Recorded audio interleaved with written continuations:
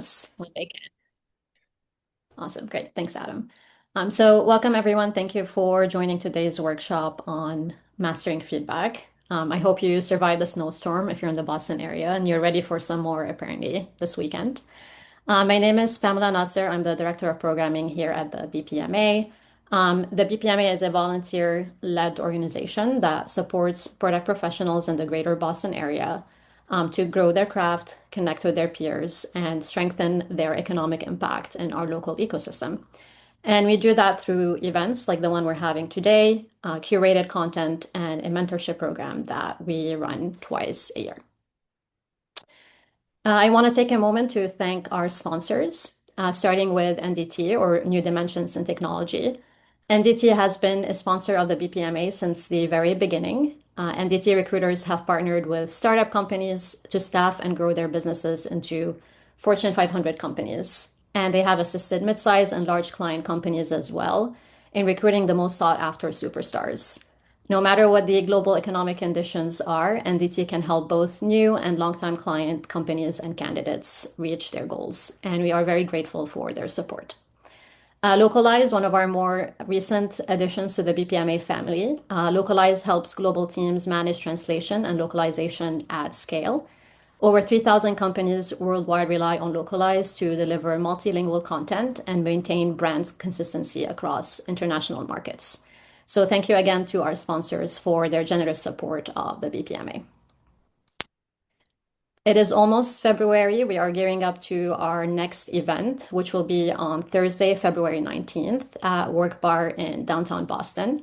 It'll be a speed networking event, so this would be a structured networking event with 4 curated rounds of discussion. Registration opens up on this coming Monday, February 2nd, so make sure to grab your spot, and I hope to see you there. Right. I'm excited to introduce our speaker for today, Mark Abraham, who is joining us from London. Mark is an experienced product leader, consultant, and coach, and he currently works as head of product at Treatwell. Mark has worked for a large number of successful digital organizations, from startups to more established businesses. And he has written about his product management learnings in 2 books, My Product Management Toolkit and Managing Product Equals Managing Tension. You can also keep up with Mark's musings or all his product learnings at markabraham.com. I've perused your site and I've enjoyed your book reviews and your experiences vibe coding with some AI tools. So that's been a fun adventure for me. All right. With that being said, Mark, I'll hand it off to you. Great.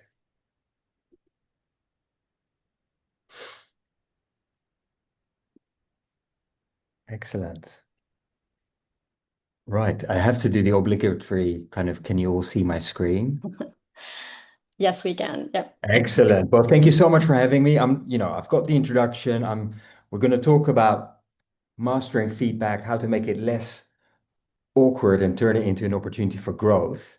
But let's just, I want this to be an interactive session. So we're going to start with some very quick role play. And this is also, surprise to me because I don't know who the volunteers are who are going to do the role play, but we're going to, we start with a very quick scenario of what giving and receiving feedback could look like. So who can I give the floor to? Christina, I think it's you and I first. Yep, we are one. Okay, so I'm the giver. All right, so hey, Christina, can I talk to you for a second? Yeah, sure. I just need to say something. Your emails are just, well, they're too much. You're always writing these massive essays when people just need quick updates, and honestly, it's really frustrating for everyone. You're not a clear What do you communicator, mean, and I don't. everyone? What? I oh, Who's well, been we complaining? don't need to talk about who, but it's enough people. And the feeling is just you're not a clear communicator, and I don't know why you can't be more concise like everyone Okay, else. And I'm you just trying to really, be thorough, Adam. I appreciate that, but it's becoming a real problem. People are complaining about it, I thought and that's what they you don't. wanted. Um, it's not really working. People are complaining about it. Well, maybe if they actually read the emails, they'd understand. Well, if the emails are shorter, then they would have a higher chance of reading them. Okay, this feels really unfair. I've never heard this before.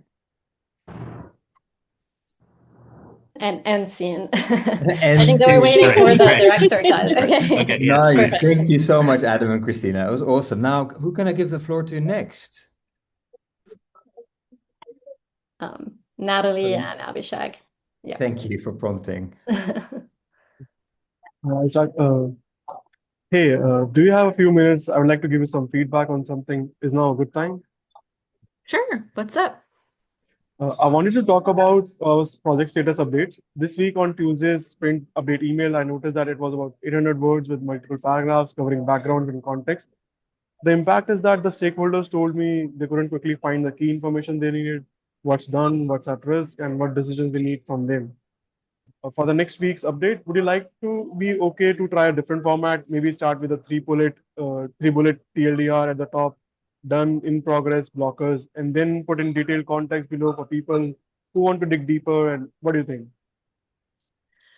Oh, I didn't realize that length was an issue. I was trying to give full context so people understood the decisions. Yeah, that makes totally sense, and the context is valuable. I think having it in the email is great. Just putting a quick summary upfront means people can scan it in 10 seconds. Press.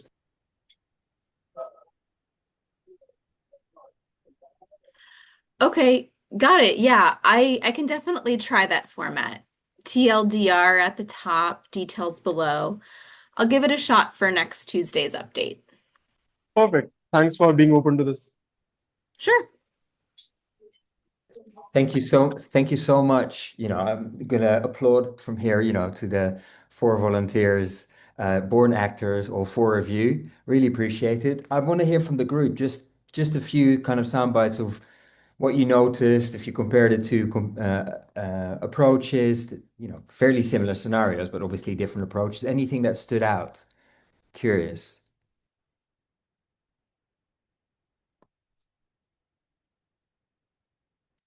Anyone?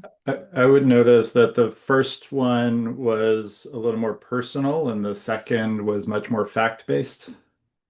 Yeah, absolutely. Felt the first one was very much you write long emails and that's annoying basically. And the other one was more like, no, this is what I've seen, this is what I've observed. Absolutely. Anything else?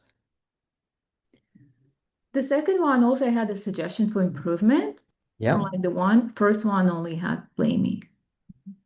Yeah, absolutely. So yeah, fair point. The second one was a lot more constructive, right? Because the feedback giver shared a suggestion on what to improve, what to do differently next time. Absolutely. And with way more respect and humanity.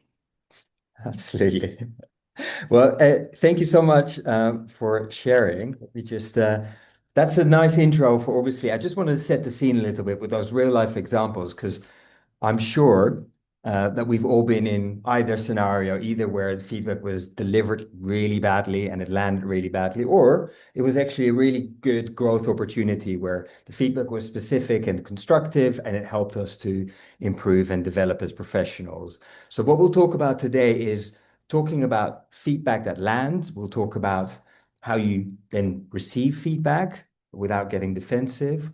We'll also talk about giving feedback to stakeholders, to people above you, managing up. And finally, we'll wrap things up and touch on how you can turn those kind of awkward feedback conversations into growth opportunities.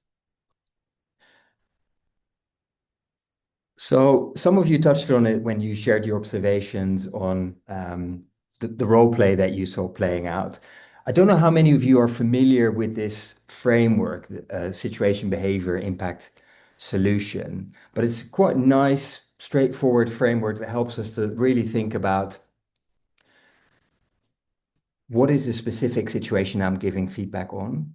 What was the behavior that I witnessed? How did that make me feel, or what was the impact? And what would be the solution? What would be the suggestion to the other person of what they could do differently next time? So again, just a simple example here.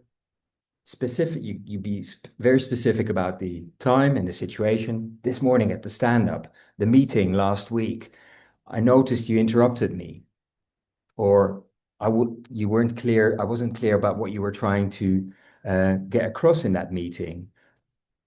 Then you talk about the impact. How did that make me feel? How did that make the team feel? I felt I was unclear, I was a bit lost, or I felt my authority was undermined. And then the solution where you're saying, well, next time, maybe raise it with me first, or you could follow this structure to be a bit more brief and to the point in the meeting, right? Very simple framework that you can use to deliver feedback that actually lands with the person that you're giving feedback to. So that's very much that framework. So you talk about the situation, you talk about behavior, you talk about impact, and you offer a solution. Now, I think it's also important to distinguish between when you deliver feedback and for what frequency, and because that impacts how you deliver the feedback. So if you notice something once or twice, it's still early stage. You've noticed that, Pamela has turned up late for meetings maybe once or twice, and it's had a real impact on the meeting. Then you say, well, I noticed that you came late to that meeting. Would it be a good idea maybe you finish your prior meeting 5 minutes early so you can be in time for your meeting, so that we can all start at the same time and we don't have to catch up halfway through the meeting, right? That's typically the kind of format that you use for early stage issues. When something is a bit more sticky, it's a recurring issue, then you still use that SBI framework. So you talk about the solution, behavior, impact, and solutions. But you really use what's referred to as an adult to adult communication style. We'll come back to that. But that's typically, I don't know if any of you do people management, but for instance, when you have people who've been underperforming, for instance, those are particularly difficult conversations, because again, someone has been underperforming for typically a longer period of time. It's not just something that happened once or twice. It's typically a bigger issue, and those conversations can derail or get quite emotional quite quickly, because again, you're talking in this example of someone's behavior or someone's underperformance, and obviously no one wants to hear that they're underperforming and that they really need to up their game or develop on quite significantly on their performance. But the adult to adult communication is very much around staying factual, being rational, unemotional, but still with empathy. We'll talk about how you still want to understand where the other person is coming from. And the other important piece, which I definitely had to learn the hard way, is when you're giving feedback, you're not working through a monologue. So if you see that the other person is really struggling to take it all in, feeling overwhelmed, maybe getting emotional, you can, build in a pause and say, okay, well, let's take a moment here. So key principles here when you deliver feedback effectively is you want to make sure it's timely and it's regular. So, you don't want to wait, for example, till the mid-year review or the end of year review, and people say, well, wish you told me that earlier, could have worked on it, for instance. You also want to ask for permission. May I give you feedback? You always want to do it in private, and you want to make sure that it's actionable. So there's a concrete solution or improvement area or suggestion at the end of the feedback that you're delivering. So I've shared with you a bit of the theory in terms of the framework that you can use, thinking about the frequency and whether it's something that you've noticed once or twice versus recurring behavior, and some of the principles. Now, just a few minutes. I want to we're in a safe space here, so I'm curious to hear about your examples with either giving or receiving feedback. What has worked well for you? What hasn't worked well for you? Both, again, can be about giving your feedback to someone else or receiving feedback.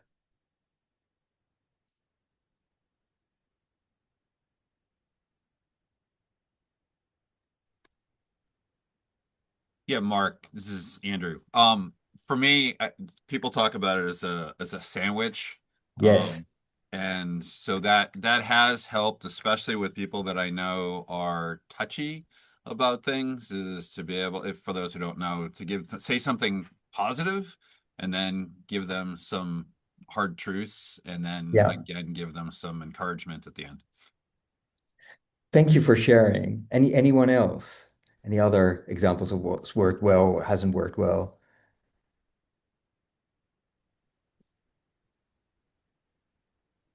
Oh, Cynthia, go ahead. I think one of the things that has helped giving feedback and even receiving feedback is building that relationship of trust in Mm-hmm. advance so that there's less concern or suspicion going forward that that feedback is not coming from a good place. Oftentimes, feedback, what I've encountered is like when they're not, when the feedback is not taken well, sometimes it's like not said in the right way or not given in the right time. And, or maybe it's not even the right person to be giving that feedback. And so having a chance to build that relationship in advance so that can kind of smoothen out the kind of the friction there. Nice. Thank you for sharing. Yeah, we'll definitely come on to the building that relationship, which is also very important in my experience when you're giving feedback to someone who's more senior than you. You can do that from, it's more effective and it's easier to do if you do that from a place of trust and having build a relationship with that person, build credibility with that person. Anyone else with examples to share? Yeah, I appreciate what actually both of the previous two comments, especially about the sandwich.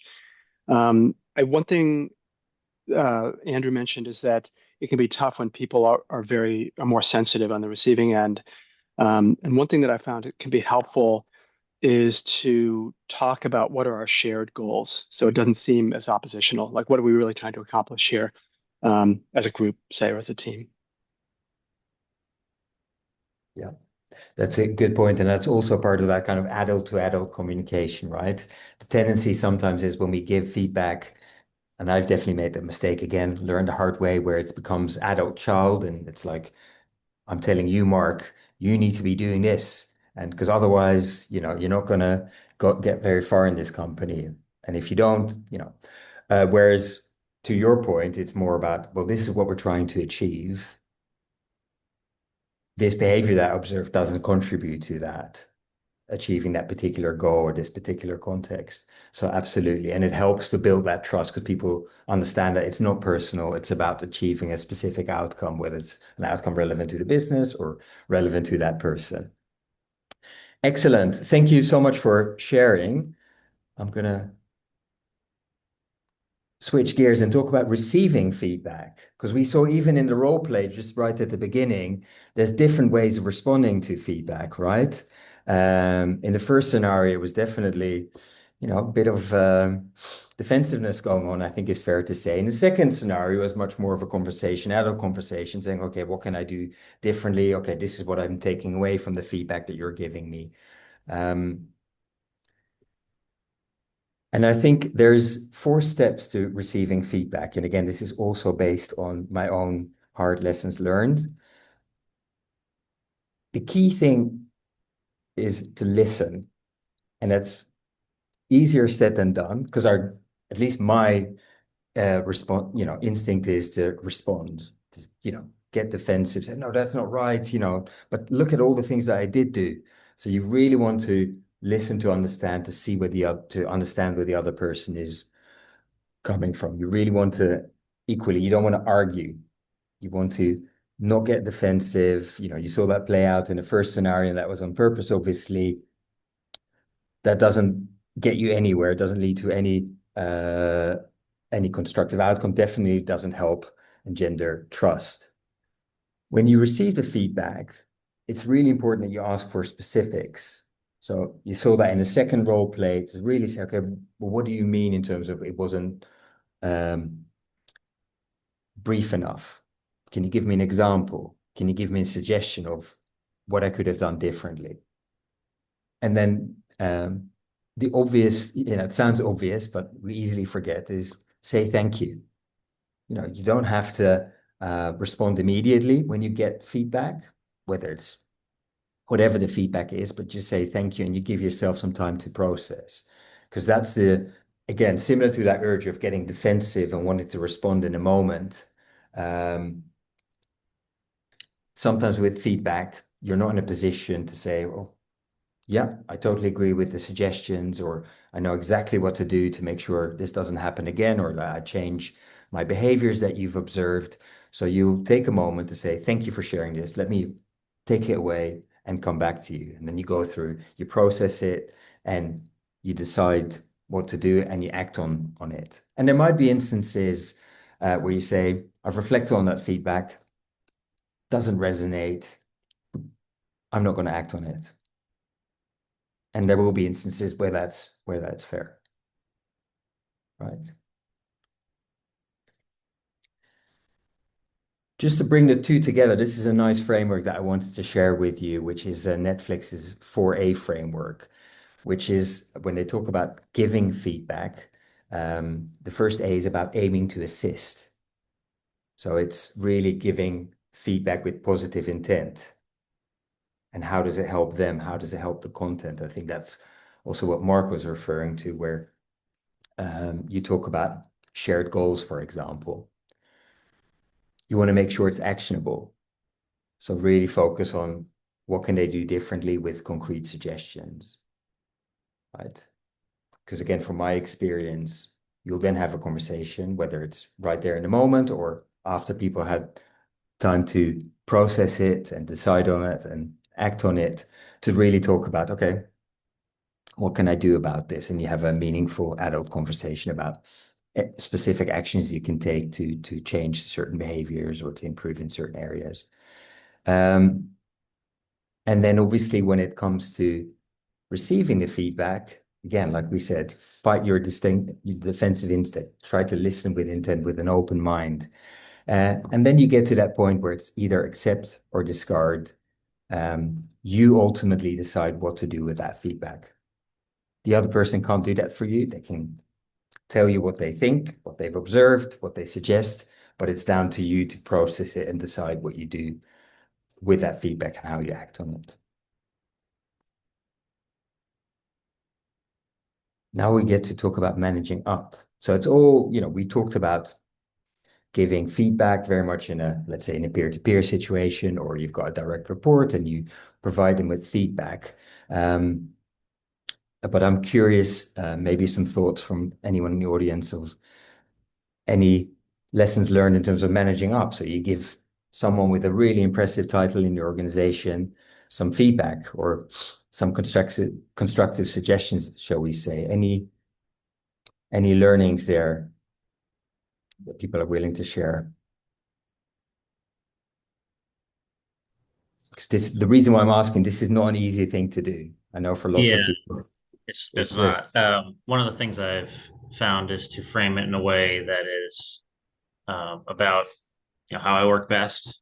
You're not telling them how to do their job, not because, as you said, they outrank you, but just the way I work best. Or in my case, a thing that I've given feedback on a lot is interrupting, because that just drives me bonkers when someone cuts me off. And so what I've said to managers in the past is I have a hard time if I'm interrupted. I can't really participate in the conversation very well. I kind of shut down.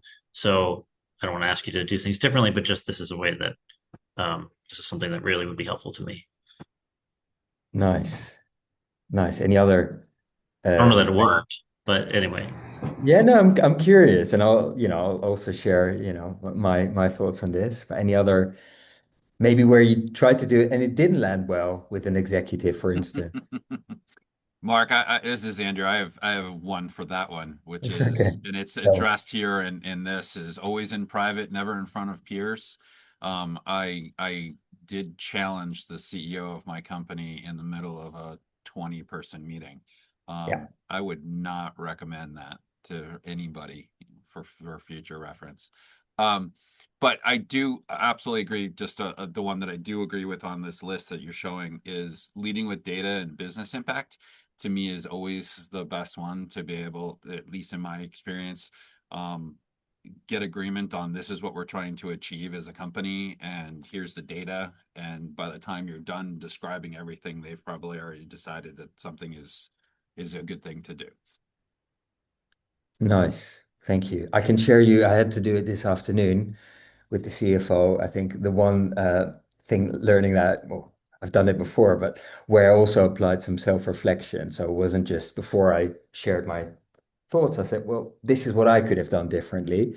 And in my experience, to the point that Cynthia made earlier, that also helps with trust, right? So there's one thing which is important, particularly with managing up, that you have to build some credibility first, so people know that you're a good professional, you do it with the right intentions, you do it because you want to do well by the other person and do well by the business and the goals that you're trying to achieve. But then obviously also having the element of self-reflection helps with engendering that trust. And it's not just I'm telling you how to do your job, for instance, which again, I've definitely made the mistake of, especially when I was a bit more junior with all my best intentions coming across with someone more senior, again, telling them how to do their job, which didn't even know what they're, no clue. Any other examples managing up successfully? I can't find the hand raise function on my phone, but I'll come No off worries. mute. So something that I try to do is recognize that I don't necessarily have that leader's perspective, right? They're seeing a broader field of view than I do. And while I might be providing feedback from boots on the ground experience, I don't have all the context. So I try to go into things seeking to understand the intent behind actions that may not have landed well or may have created friction before launching into the feedback. That way I have that before I, put my foot in my mouth. Yes, that's a really good, I like that. Thank you for sharing. Mm. All right. Was another here. There's another framework I want to share. Again, I'm trying to find a mix here between some real life examples, lessons learned, but also some frameworks that might help to structure that feedback and also to tie in with what has been said before. So seeking to understand, like we just heard, right? That's so critical. Again, it's that cliche, but before you try to be understood, you have to you have to try to understand first. So you really have to understand where the other person is coming from. So the first tool of this ALEG framework is ask questions first. Next one, which we've heard, is listen actively. So really understand what's their reasoning, where they're coming from, what are they considering. The E part is about empathizing sincerely. Now, I think sincere is really important here because, empathy can sometimes be people say, yeah, of course, I totally understand. They don't. Or they're just nodding without really thinking it through. But you have to, at a minimum, really try to understand where the person is coming from. You might not agree still, but really try to ask the questions and understand what the situation they're in, what pressures they're under, for instance, what constraints they're dealing with.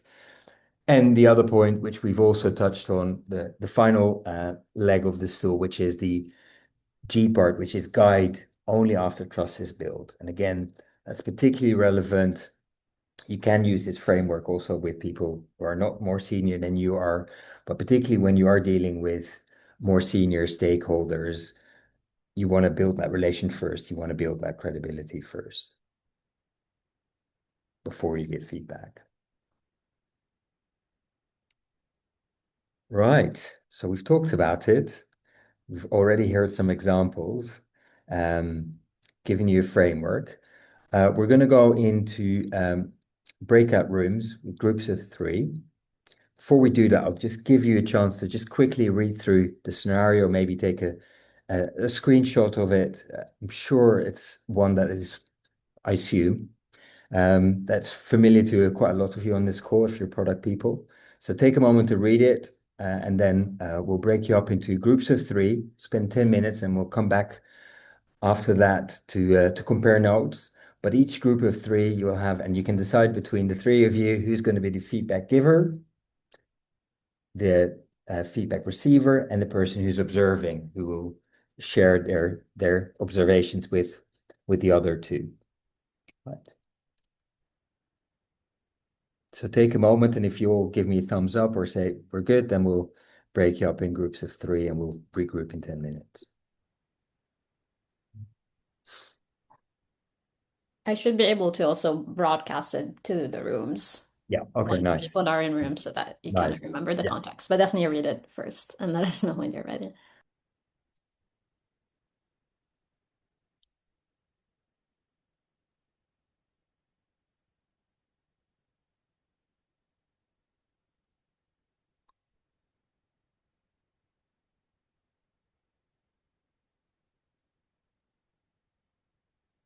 Are we good?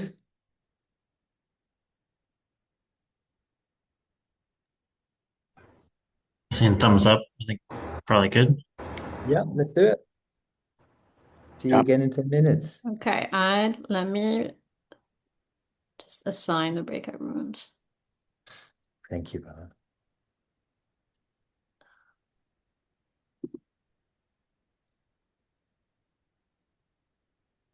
Okay, you should have received an invite to join a breakout room.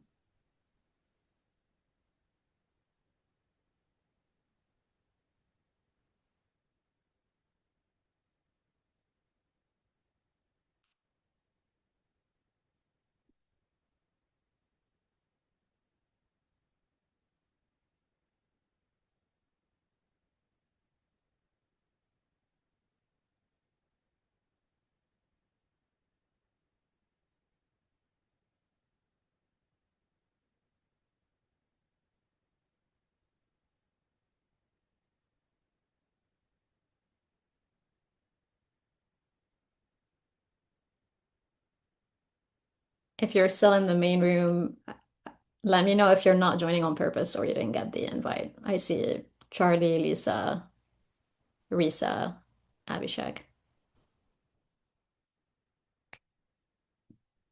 Are you guys there?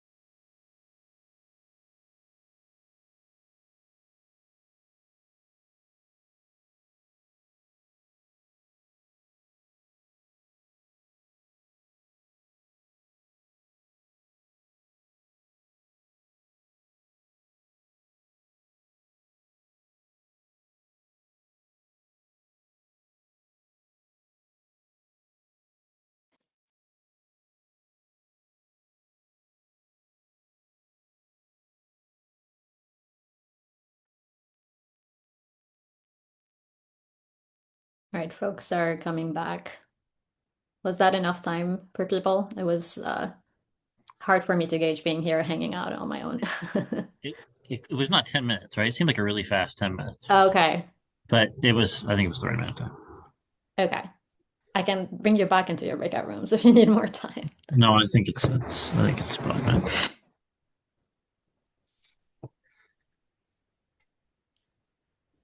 Mark, I think you're on mute.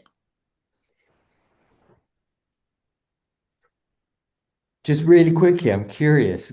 I just was, we're still talking and then we have to come back, unfortunately, but I'm just curious how the other groups, any observations, any takeaways, just quickly to share. I'm curious. It was fun for us. I definitely tried to be as realistic as possible. I mean, from my experience getting feedback from my stakeholders and feature requests. And yeah, my team did a great job pushing back and, getting back to reality with metrics and stuff. So really happy with the exercise. Any other observations? I'm hoping that someone tells me that it had a massive argument, for instance, or Not after what we learned from you. We didn't have a massive argument, but one of the things that did come up in our group was, it's a starting point, accepting the possibility that actually they're right. Right. I mean, there are scenarios where, okay, maybe not often, where an executive comes back and they've made an observation, or there's been a competitive introduction, they've met a really significant customer, and the pivot is the right thing to do. And even kind of saying that to frame up because what they're expecting probably is the fight. Okay, you could come back and say, well, these are all the reasons why we shouldn't do it. But it's like, we could do that. Maybe that's the right move, but just let's kind of step through it and see what the implications would be, because your team had previously asked for this other thing, which we were working on. But, just as a starting point, they could be right. Yeah, and then what you're saying also, then you get in a conversation about a trade-off decision, right? And they're a partner in your trade-off decision. Is that exactly? No. Anyone else? Yeah, that was exactly where I was going with that. Mark was it's that trade-off. One of the things that we learned is in our discussion was it's easier to be really positive about the opportunity to go about doing this brand new thing. But in that same process, layer on all of the trade-offs that were going to have to happen and the additional help that you were going to need from the CCO with the salesperson and with the customers who are going to be disappointed, but always keep a positive as opposed to reacting poorly to the input that you're getting. Yeah, and it's almost treating each other as kind of, beyond just adult to adult, but really as partners, where you're trying to do well for the company, you're trying to meet company goals, and that's the context, right? So yeah, absolutely. Yeah, thank you so much I completely agree. Just quickly, I was in the room with Andrew, and my initial, and I played the product manager, and my initial reaction was actually to get pretty defensive, and Andrew was very constructive in giving feedback about how I was giving feedback, and making it more about helping him as the senior person understand what all of the implications were. But starting off with, yes, we can, and here are all of the things that the consequences that we will need to work through. So. Nice. Thank you all for sharing. And it sounds like there were some good role plays. I want to wrap things up because I really want to. The point of this session today is about turning feedback, something that's awkward and often quite irregular, to a continuous kind of growth opportunity. And I'm pretty sure that quite a few of you will have come across the Radical Candor framework, right? I see people nodding, but that's, again, I just want to give you another framework because this is a simple one it's a good one to think about continuous feedback and what good looks like here. So just to quickly go through the different quadrants. Ruinous empathy. I think we've all, well, I'll speak for myself. I've definitely seen that where you think, you care deeply about the other person, and as a result of which you won't call out improvement areas, you won't call out behaviors that you think are wrong or that they should improve on. So that's very nice and kind in the moment, long term, very cruel. I've seen manipulative insincerity, so couldn't care less. Therefore, you're not going to challenge that person. You see that often in office politics, where it gets, quite toxic, and it's passive aggressive. Obnoxious aggression. So you don't care, but you really challenge the other person, right? So I think that's one thing I always call out with the radical candor framework, where people almost use it as an excuse to behave like, I'm not going to use any bad language here, but they'll use it in the wrong way, and it's just as an excuse to be obnoxious and to be really. And sometimes they'll say, "Oh, I'm just being direct." No, you're not. You're just being rude, and you're not showing a healthy level of empathy there, and that ultimately that destroys trust. Where you want to be is in the radical candor bit, where you care about the other person, you have that empathy, but you will also challenge them, and you will call things out, and you will provide suggestions for improvement. And the goal is just to, again, we talked about the adult to adult relationship, where you have that equality, where you have mutual respect, but you're focused on the other person's growth, right? So if you take that kind of backdrop, where that radical candor, where you care, high on care, but also high on challenge, there's a few things here that I think are important if you want to make feedback continuous, and build a feedback culture. So first is making feedback normal. Doesn't have to be a big sit down or mid-year review or quarterly review. No, it can just be frequent and lightweight, and that can just be something that you've noticed, a suggestion that you have. For instance, after meetings is often a good moment to give some feedback, to say, you did that really well, or I noticed in the feedback that point didn't land particularly well, right? So it's a combination, because feedback isn't just you did that wrongly, but it's also just saying, hey, Kyle, that was an awesome meeting. I thought you were very clear in terms of the story you were telling. So feedback is also positive feedback. Let's not lose sight of that, right? And again, that's all part of making that feedback early and often. It's both the areas for improvement as well as things that are going well and calling that out. And not waiting for a formal mid-year review type of moment to give that feedback. Like with lots of things in life, it's about leading by example. So modeling receiving feedback well. So when people give you feedback, you'll say thank you, and let me come back to that. Show the team that you're asking them for feedback, and creating that space where it's normal that a leader asks their team for feedback, or saying, you know what, I think I really messed up here. What do you think? What could I do differently? Right? And then calling out when you see that feedback leading to change as well.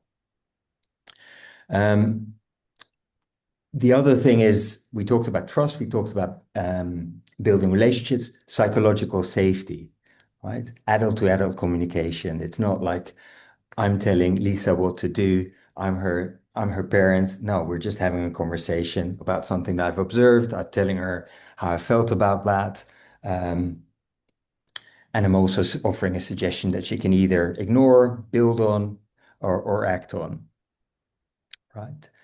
When you have those conversations, we talked about delivering feedback that lands. You will still have moments with the best tools and structures and well-planned conversations. You can't cater for how the other person is going to respond.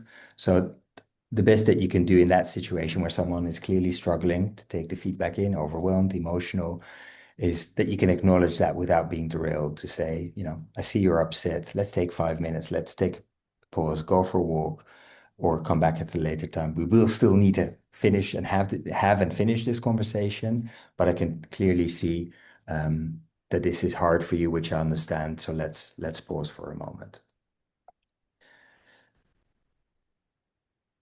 And again, just building on that bit, because again, we've talked about frameworks. We've done role play, and role play is fine because this is a safe environment and we can have fun with it. But we all know that feedback conversations, even if you do it all the time, you can't cater for the other person, their emotional state in that moment, and other things that are going on in their lives.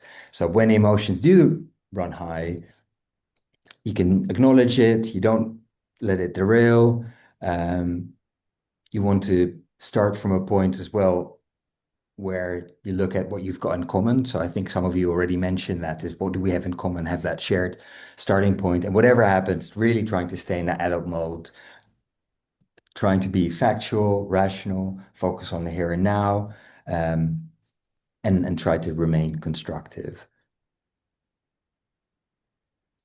So just to wrap things up, focus on behavior, impact and change, receive that feedback with an open mind. And finally, continuous feedback that creates growth. Those are the main three themes that I wanted to highlight today, and that are ultimately the pillars of a healthy feedback culture in your company, in your work environment. Thank you very much. I think we have time to take a few questions if folks have any before Yes. we fully wrap up, or anything we haven't covered already. I'll stop sharing. I have a question, Mark. Yes. What is your feeling about 360 feedback, as it's called? Either, I guess mostly like programmatically. I see you smiling already, so it seems like you probably have thoughts on it. But when companies do that, even in a structured way, where you're kind of collecting stuff from a group of the person's peers. Yeah, so I think it's a really good thing because you can get really lots of different perspective. I see two areas, and again, I don't know what your experiences are, where it can be difficult. One is when people, get the chance to nominate who they want to get 360 peer feedback from, and they just look for their mates or people they're friendly with. And I can see why that happens, but obviously you don't get the richness of different perspectives because you're just getting people who you're friends with or who you think will say something nice.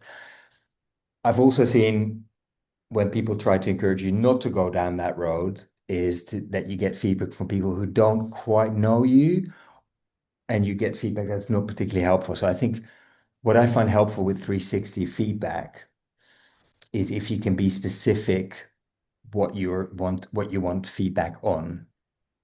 Because then, you can really get, especially if you get the right people that give you feedback, you get stuff that you can actually build on, and you get a range of the perspectives, maybe on the same topics. Because, for instance, if I want feedback on my communication style, and Adam, you're in my team, you'll probably have a different perception of how I communicate and how effective that is, that maybe Maria, who's, the CEO, and she has seen me meetings and has a completely different view on how I communicate and how effective I am. That makes sense, and that tracks with my experience too. It's still on the manager to make sure the right people are being asked, and then to frame the questions, and then even when it comes back to kind of like where I've seen it fall down is where the manager just outsources it's like, well, this is what they said, and the person's trying to interpret. But okay, that makes sense. Thank you. And for me, that starts also just, and maybe it sounds a bit controlling, but I typically ask the people when they say, you need to come up with 3 people. I ask them to give me a list of the 3 people that I have in mind, and then we have a conversation about that. Right. Makes sense. Thank you. I absolutely could have used this in peer reviews, because right now I'm going back and forth through my manager, right, getting clarifications on feedback that I gave. And had I had this structure, I clearly could have provided the full feedback and not ended up in this situation. Nice to hear. Yeah, well, hopefully there should be some things there that you can hopefully use next time. Absolutely. Thank you. Maria. I want to add a couple of tricks to that 360 that I use. Yes. Number one, as a manager of other people, when I request a feedback, there is a field usually in the system where you can, as a manager, ask what exactly you're looking for. So I put some, guidance there, exactly what I'm looking for in that 360 request.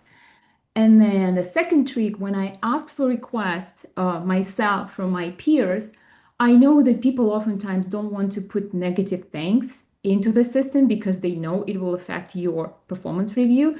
So I ask them for two things. One, put something out there. And second, give me an unfiltered version that I can work on to make our work better. And it worked for me. Interesting. Thank you for sharing. Yeah, that's an interesting approach. Great. Well, thank you so much. I know we're at time. I'm obviously happy to follow up afterwards if you have any follow-up questions or thoughts. But thank you so much for really taking part in the session. Really appreciate it. Yeah, thanks again for Mark for your time and joining. I know it's after work hours for you. For those that are still on the call, if you want to scan this QR code, we would love your feedback. No pun intended. We just had a session about feedback, but your feedback around this feedback session on how it went, what is one thing you're going to take away and hopefully apply in the upcoming weeks in your job, and what else you would like to see from the BPMA in terms of events. So feel free to scan the QR code. I'll also send a link to the survey in a follow-up email, and then the name of one of the attendees who will have a follow-up call or intro call with Mark. Thanks again, all, and I hope to see you in a couple weeks at Work Bar, downtown Boston. All right. I'll leave this up for a bit and then end this. All right. Thank you all. Thank you all. Volunteers for organizing. Bye, everyone.